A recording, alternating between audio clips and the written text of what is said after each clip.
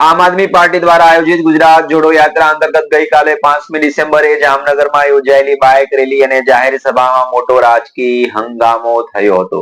જ્યારે આપના ધારાસભ્ય ગોપાલ ઇટાલિયા સભાને સંબોધી રહ્યા હતા ત્યારે તે દરમિયાન એક વ્યક્તિએ તેમના પર જૂતું ફેંક્યું હતું. આ ઘટના બાદ સભા સ્થળે ભારે અફરાતફરી મચી ગઈ હતી અને જૂતું ફેંકનારની સાથે જ સભામાં ઉપસ્થિત આપના કાર્યકરો ત્યાં દોડી આવ્યા હતા અને હુમલાખોરને પકડીને તેની ધોલાઈ કરવામાં આવી હતી. આ સમયે પોલીસ પણ હુમલાખોરને પકડવા માટે દોડી આવી હતી. જોકે ઘટના બાદ ગોપાલ ઇટાલિયાએ પોલીસ પર ગંભીર છે આક્ષેપો લગાવ્યા હતા. પોલીસ હુમલાખોરને બચાવવામાં પહોંચી હતી. જોકે બાદમાં પોલીસે હુમલાખોરની અટકાયત પણ કરી લીધી હતી અને આ પોલીસ અટકાયત પહેલા જૂતું ફેંકનાર વ્યક્તિ મીડિયા સમક્ષ આવ્યો હતો.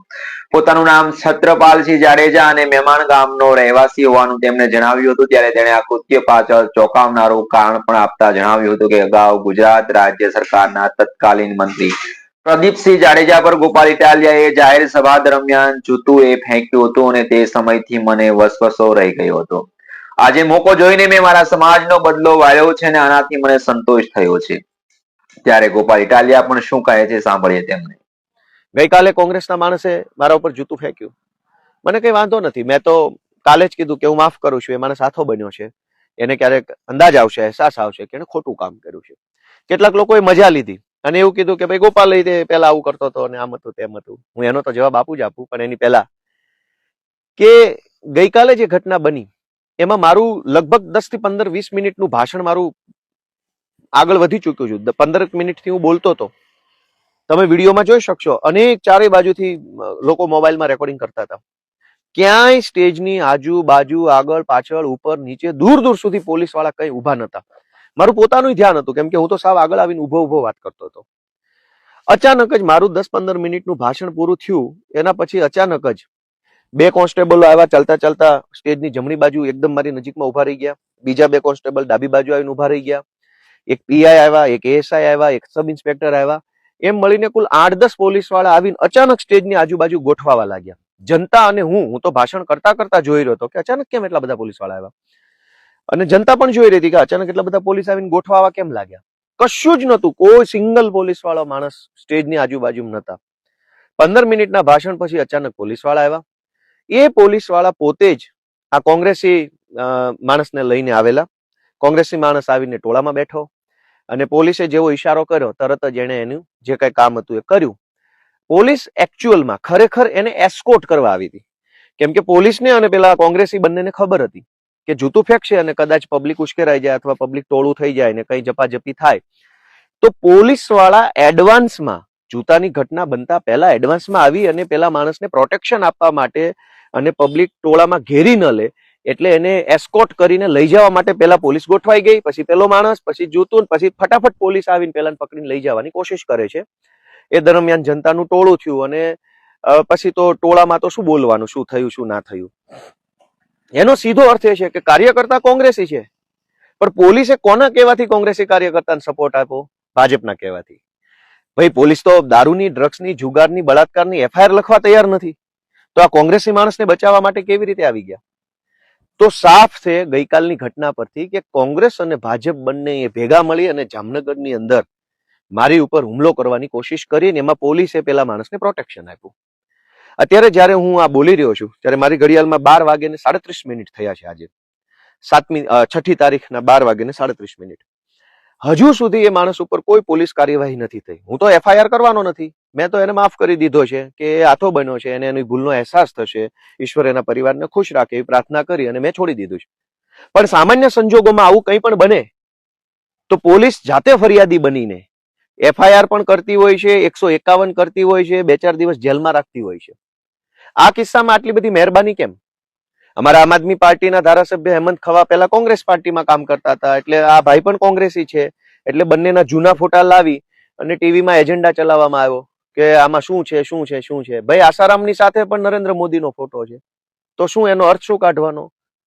સુરતની અંદર ડ્રગ્સ વેચતા રંગે હાથ પકડાયેલા અમિત આહિરની સાથે ગુજરાતના ગૃહમંત્રીનો ફોટો છે, તો શું સમજવાનું? તો ફોટાઓ આજકાલ કોઈ પણ પબ્લિક પ્રોફાઇલના માણસો છે એના ફોટાઓ કેટલાક લોકો સાથે હોતા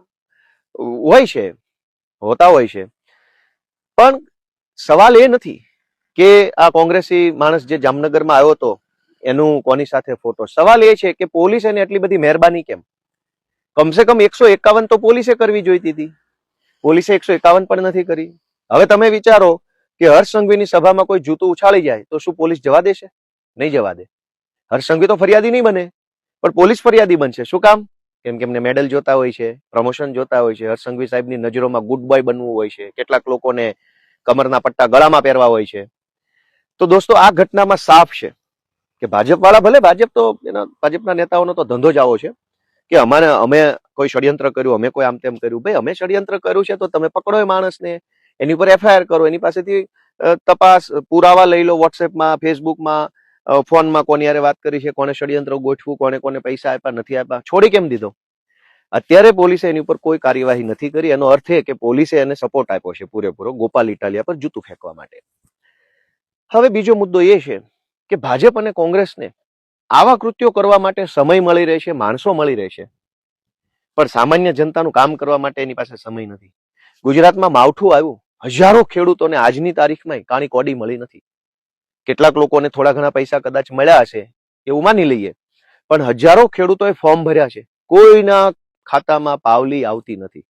સતત પબ્લિક લાઈનમાં ઊભી છે. ખાતર માટેની લાઈન, માવઠાના ફોર્મ ભરવાની લાઈન, ટેકાના ભાવે મગફળી કે ચણા કે સોયાબીન વેચવાની લાઈન. પબ્લિક તો લાઈનમાં ઊભી છે, ખેડૂતો લાઈનમાં ઊભા છે. ખેડૂતોની લાઈન છે ત્યાં કંઈક મદદ કરવાના બદલે ભાજપ અને કોંગ્રેસ બંને ભેગા મળી આમ આદમી પાર્ટીને રોકવાની કોશિશ કરે છે. આ તો દુર્ભાગ્ય છે. અને કેટલાક લોકોએ મજાક લેવાની કોશિશ કરી કે ભાઈ કર્મનો સિદ્ધાંત લાગુ પડી ગયો છે, ગોપાલ ઇટાલિયાને જૂતું પડ્યું છે. સરસ, કઈ વાંધો નહીં, એમાં શું ખોટું છે? કર્મનો સિદ્ધાંત એ નથી. પ્રદીપસિંહ ઉપર જૂતું ફેંકનાર વ્યક્તિ છે, એ વ્યક્તિ કોઈ રાજકીય પક્ષમાં ત્યારે નતો. જે દિવસે આ ઘટના બની, જે તારીખે, ત્યારે એ માણસ કોઈ પાર્ટીમાં નતો. એટલે એ બિલકુલ બિન પોલિટિકલ ઘટના હતી. જ્યારે ગોપાલ ઇટાલિયા પર જૂતું ફેંકનાર માણસ તો કોંગ્રેસી છે અને પોલીસના સપોર્ટમાં આવેલો છે. એ કોઈ મરદ માણસ નથી, એ તો સ્ત્રૈણ માણસ છે. એ એકદમ ડરપોક માણસ છે, કાયર માણસ છે. પોલીસના ટોળામાં આવીને હુમલા કરી જાય તો કાયરોનું કામ છે. એ મરદના બચ્ચાઓ તો આવવું જોઈએ એકલા. પોલીસ પ્રોટેક્શન લઈને શું કામ આવો છો?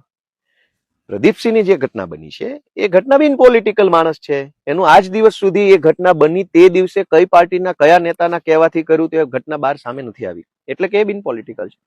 ગોપાલ ઇટાલિયા ઉપર જૂતું ફેંકનાર માણસ છે તો રાજકીય છે, કોંગ્રેસી છે. પહેલી વાત. બીજી વસ્તુ કે પ્રદીપસિંહ ઉપર જૂતું ફેંકનાર વ્યક્તિ જે છે એનો વાંધો ભ્રષ્ટાચાર સામે, તાનાશાહી સામે, એનો વાંધો સરકારની શોષણભરી નીતિઓ સામે હતો. અને એ વખતે એ વ્યક્તિએ કીધું કે ભાઈ મારો વાંધો આ વાતને લઈને છે, વ્યક્તિ સાથે નથી. પણ એ વાતનો વાંધો નોંધાવવા માટેની કોઈ ઘટના છે. ગોપાલ ઇટાલિયા પર જૂતું ફેંકનાર વ્યક્તિ તો કાયર છે, સ્ત્રૈણ માણસ છે. સ્ત્રૈણ, પુરુષ નહીં, સ્ત્રી નહીં, મિક્સમાં જે સ્ત્રૈણ ટાઈપનો માણસ હોય ને, કાયર માણસ, કે જે બતાવે એવું કે બહુ મોટો ભડવીર છે, પણ હકીકતમાં તો એ એકદમ કહેવાય ને કે ડરપોક માણસ હોય છે, નાકારા માણસ, એકદમ કહેવાય ને કે કાયર માણસ હોય. કાયર માણસોના કામ છે આ. તમે તમારી અંદર શક્તિઓ હોય તો તમે શક્તિનો ઉપયોગ સત્તા સામે બાંધવામાં કરો. અમારા ઉપર જૂતા ફેંકવાથી ગુજરાતની જનતાનો શું ફાયદો? ખુલ્લેઆમ ડ્રગ્સ વેચાય છે, કરોડો બાળકોનું જીવન બરબાદ થાય છે. જાઓ મારો ગૃહમંત્રીને જૂતો. આજે ગુજરાતની શિક્ષણ વ્યવસ્થા ખાડે ગઈ છે. દવાખાનાઓમાં છોકરાઓનું બેમોત મરી રહ્યા છે, લોકોને સારવાર નથી મળતી. મા કાર્ડ, ફલાણા કાર્ડ, ઢેકણા કાર્ડના નામે પ્રાઇવેટ દવાખાનાઓની અંદર બોગસ ઓપરેશનો કરીને પૈસા પડાવી લેવામાં આવે છે. ખ્યાતિ કાંડ થયો, જામનગરની હોસ્પિટલનો કાંડ થયો, અનેક લોકોને દવાખાનામાં, પ્રાઇવેટ દવાખાનામાં શોષણ થઈ રહ્યું છે. શાળાઓમાં લૂંટફાટ ચાલે. તમારામાં હિંમત હોય, તાકાત હોય તો જાઓ મારો સરકારને 4 જૂતા. પણ તમે એકદમ કાયર માણસ છો, ડરપોક માણસ છો, તમે શિયાળ છો, તમે કોઈ મરદ માણસ નથી. તમે પોલીસની આડમાં, પોલીસના પ્રોટેક્શનમાં જે કૃત્ય કર્યું એ કાયરતાપૂર્ણ કૃત્ય છે. અને મરદ માણસો એને કહેવાય જે વિધાનસભામાં જઈને ખુલ્લી આમ, ખુલ્લી છાતીએ, પડકારની સામે, હજારો લાખો કરોડોના સુરક્ષા ઘેરાની વચ્ચે તે પોતે પોતાના વિચારો પર અડગ ઉભા રહે અને વિધાનસભામાં જઈ, અંગ્રેજોની એસેમ્બલીમાં જઈ અને કામ કરી આવે. ભગતસિંહને નીડર માણસ કહેવાય, એવું કામ કરનાર નીડર કહેવાય. કાયરોની જેમ આવીને ટોળામાં બેસી જાય એ કઈ બહાદુર માણસની નિશાની નથી. કોંગ્રેસના કાર્યકર્તાઓની વિનંતી છે કે તમે 30 વર્ષ સુધી ભાજપની સાથે મળી જનતાનું ઘણું શોષણ કર્યું છે, હજુ મહેરબાની કરો. આવું બધું કરવાથી, ભાજપનો હાથો બનવાથી તમને કોઈ ફાયદો નથી. હું આજે ગુજરાતની જનતાને એક વિનંતી કરું છું કે આ ભાજપ કોંગ્રેસની જોડીને ઓળખો. અમે તો જીવનમાં એવું કઈ ખોટું કામ કર્યું નથી, છતાંય ભાજપ કોંગ્રેસ બંને મળી અનેક જગ્યાએ અમારા કાર્યકર્તાઓ પર હુમલા કરાવી રહ્યા છે. એમાં ભાજપ મેઇન છે. અત્યાર સુધી ભાજપ હુમલો કરતું હતું, હવે ભાજપ વાળાએ કોંગ્રેસ વાળાને ભાડે રાખીને હુમલો કરાવવાનું કામ કર્યું છે. કોંગ્રેસના માણસો હાથો બની રહ્યા છે. એટલે હું આજે ગુજરાતભરની જનતાને વિનંતી કરું છું કે લોકો જાગૃત બને. મુદ્દાની રાજનીતિ જે આમ આદમી પાર્ટી કરી રહી છે એને જનતા સપોર્ટ આપે એવી મારી લાગણી વિનંતી છે. સૌને મારા નમસ્કાર.